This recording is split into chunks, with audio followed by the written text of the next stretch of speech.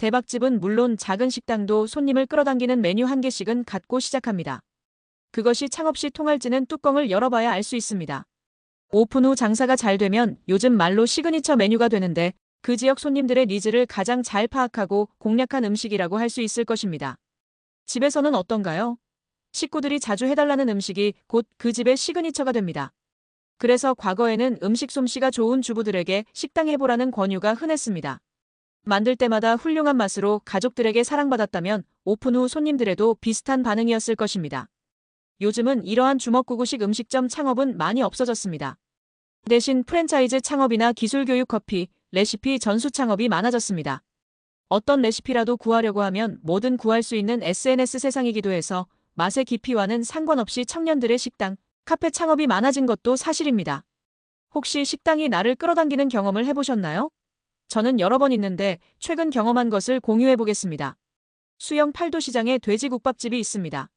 처음 먹었을 때는 부산의 여느 돼지국밥집과 비슷하겠지 하고 먹었는데 가게의 인테리어와 위생 상태에 관심이 갔습니다.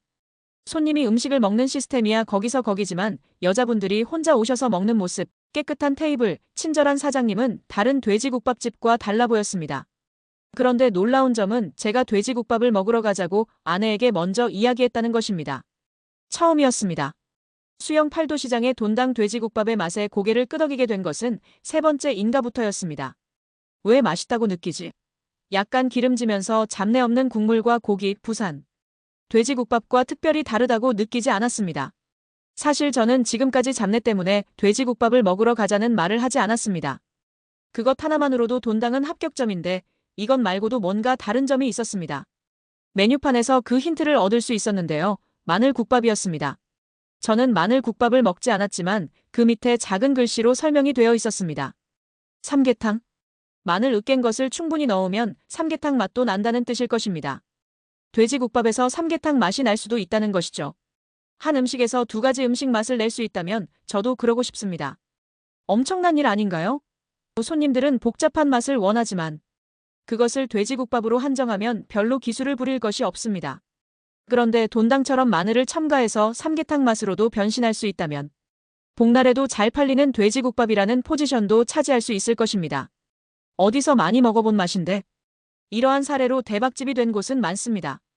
또 한 곳을 소개하면 버섯전골집인데 보통과 다른 국물 맛이라는 것입니다.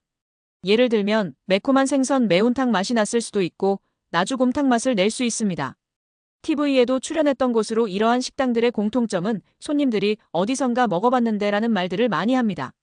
인지 부조화에 의한 쇼크가 온 것인데요. 생선 매운탕에서 소불고기 맛이 나거나 버섯전골에서 생선 매운탕 맛이 나는 것이죠.